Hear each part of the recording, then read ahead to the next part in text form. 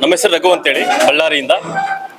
ನಮ್ಮನ್ನ ನೂತನವಾಗಿ 24ನೇ ತಾರೀಕು ಭೀಮ್ ಆರ್ಮಿ ಭಾರತ್ ಏಕ್ತಾ ಮಿಷನ್ ಸಂಘಟನೆ, ಚಂದ್ರಶೇಖರ್ ಆಜಾದ್ ರಾವಣ್ ಅವರ ಸಂಸ್ಥಾಪಿತ ಭೀಮ್ ಆರ್ಮಿ ಸಂಘಟನೆಗೆ ಅಧಿಕೃತವಾಗಿ ರಾಷ್ಟ್ರೀಯ ಅಧ್ಯಕ್ಷರಾಗಿರ್ತಕ್ಕಂಥ ಮಾನ್ಯನೀಯ ವಿನಯ್ ರತನ್ ಸಿಂಗ್ ಜಿ ಅವರು ನಮ್ಮನ್ನ ನೂತನವಾಗಿ ರಾಜ್ಯಾಧ್ಯಕ್ಷರು ಅಂತೇಳಿ ಘೋಷಣೆ ಮಾಡಿದ್ದಾರೆ.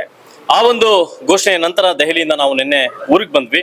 ಇದಾದ ಬಳಿಕ ಬಳ್ಳಾರಿ ಭಾಗದ ನಮ್ಮ ಎಲ್ಲಾ ಭೀಮ್ ಆರ್ಮಿ ಕಾರ್ಯಕರ್ತರು, ಸ್ನೇಹಿತರು, ಒಡನಾಡಿಗಳು ಮತ್ತೆ ದಲಿತ ಮುಖಂಡರುಗಳು ಒಗ್ಗೂಡಿ ನಮಗೆ ಒಂಚೂರು ಇವತ್ತು ಅಭಿನಂದನಾ ಸಮಾರಂಭವನ್ನ ಆಯೋಜಿಸಿದ್ದಾರೆ. ಹಾಗಾಗಿ ಅವರೆಲ್ಲರಿಗೂ ಕೂಡ ನಾನು ಇವತ್ತು ನಿಮ್ಮ ಮೂಲಕ ಮಾಧ್ಯಮದ ಮುಖಾಂತರ ಎಲ್ಲ ನನ್ನ ಸಹೋದರರಿಗೆ, ಭೀಮ್ ಆರ್ಮಿ ಸಂಘಟನೆಕಾರರಿಗೆ, ಕಷ್ಟ ಸುಖದಲ್ಲಿರ್ತಕ್ಕಂಥ ಎಲ್ಲ ನನ್ನ ಒಡನಾಡಿಗಳಿಗೆ ಮತ್ತೆ ದಲಿತ ಮುಖಂಡರಿಗೆ, ಅಣ್ಣ ತಮ್ಮಂದರಿಗೆ, ಸ್ನೇಹಿತರಿಗೆ ಈ ಒಂದು ಮಾಧ್ಯಮದ ಮುಖಾಂತರ ನಾನು ಅವರಿಗೆ ಹೃತ್ಪೂರ್ವಕ ಧನ್ಯವಾದಗಳನ್ನು ಸಲ್ಲಿಸಕ್ಕೆ ಇಷ್ಟಪಡ್ತೀನಿ ಸರ್. ಈಗ ಭೀಮ್ ಆರ್ಮಿ ಸಂಘಟನೆ ಬಹುಮುಖ್ಯವಾಗಿ ನಾವು ಶೋಷಿತರ ಪರವಾಗಿ, ದಲಿತರ ಪರವಾಗಿ, ಅಲ್ಪಸಂಖ್ಯಾತರ ಪರವಾಗಿ, ಅಲೆಮಾರಿ ಬುಡಕಟ್ಟುಗಳ ಪರವಾಗಿ, ಮಹಿಳಾ ಹಕ್ಕೊತ್ತಾಯದ ಪರವಾಗಿ ಹಾಗೂ ಇತರೆ ಯಾವುದೇ ಒಂದು ಶೋಷಣೆಯ ವಿರುದ್ಧ, ಶೋಷಿತರ ವಿರುದ್ಧ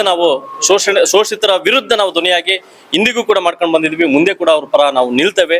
ನ್ಯಾಯಬದ್ಧವಾದ ಹಕ್ಕೊತ್ತಾಯಕ್ಕಾಗಿ ಇಡೀ ನಮ್ಮ ಜೀವನವನ್ನೇ ನಾವು ಭೀಮ್ ಆರ್ಮಿ ಸಂಘಟನೆಗಾಗಿ ಮುಡುಪಾಗಿಡ್ತೇವೆ ಅಂತಕ್ಕಂಥ ಮಾತನ್ನು ಈ ಸಂದರ್ಭದಲ್ಲಿ ಹೇಳಕ್ಕೆ ಇಷ್ಟಪಡ್ತೀನಿ.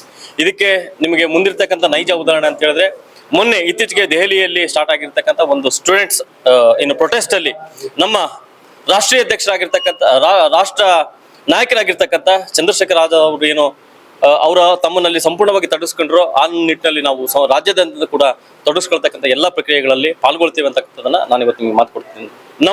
ನಮ್ಮೆಲ್ಲ ಕೆಲಸ ಕಾರ್ಯಗಳನ್ನು ವೀಕ್ಷಿಸಿ ಅವರ ಇಂಟೆಲಿಜೆನ್ಸಿ ಆಧಾರದ ಮೇಲೆ ನಮ್ಮನ್ನ ಈ ರಾಜ್ಯದ ಮುಖ್ಯಸ್ಥರನ್ನಾಗಿ ಆಯ್ಕೆ ಮಾಡಿದ್ದಕ್ಕಾಗಿ ಮಾನ್ಯ ಅಡ್ವೊಕೇಟ್ ನಗೀನಾ ಕ್ಷೇತ್ರದ ಸಂಸದರು ಚಂದ್ರಶೇಖರ್ ಆಜಾದ್ ರಾವಣ್ ಅವ್ರಿಗೂ ಮತ್ತೆ ರಾಷ್ಟ್ರೀಯ ಅಧ್ಯಕ್ಷರಾಗಿರ್ತಕ್ಕಂಥ ವಿನಯ್ ರತನ್ ಸಿಂಗ್ ಜಿ ಅವರು ಮತ್ತೆ ಕರ್ನಾಟಕದ ಮತ್ತೊಬ್ಬ ಮುಖ್ಯಸ್ಥರಾಗಿರ್ತಕ್ಕಂಥ ಯಶ್ಪಾಲ್ ಬೋರೇಜಿ ಅವರಿಗೆ ನಾನು ಈ ಒಂದು ವೇದಿಕೆ ಮುಖಾಂತರ ಅಭಿನಂದನೆಗಳನ್ನು ಸಲ್ಲಿಸ್ತೇನೆ.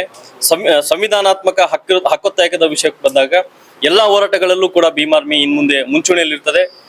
ನೀವು ನಮಗೆ ವಹಿಸಿರ್ತಕ್ಕಂಥ ಬಹು ಜವಾಬ್ದಾರಿಯುತ ಈ ಒಂದು ಸ್ಥಾನಮಾನಕ್ಕೆ ನಾವು ಯಾವುದೇ ಚ್ಯುತಿ ತರುವುದ ಹಾಗೆ ಕೆಲಸವನ್ನ ಮಾಡ್ತೇವೆ. ಅದಾದ ಬಳಿಕ ಎಲ್ಲಾ ಸಾರ್ವಜನಿಕ ಹಿತಾಸಕ್ತಿ ಕಾಪಾಡೋದ್ರಲ್ಲಿ ನಾವು ನಮ್ಮನ್ನು ಸಂಪೂರ್ಣವಾಗಿ ತೊಡಗಿಸ್ಕೊಳ್ತೇವೆ ಅಂತ ಹೇಳ್ತಾ ನಾನು ನಿಮ್ಮ ಪ್ರಶ್ನೆಗೆ ಉತ್ತರಿಸ್ತಾ ಇದ್ದೀನಿ.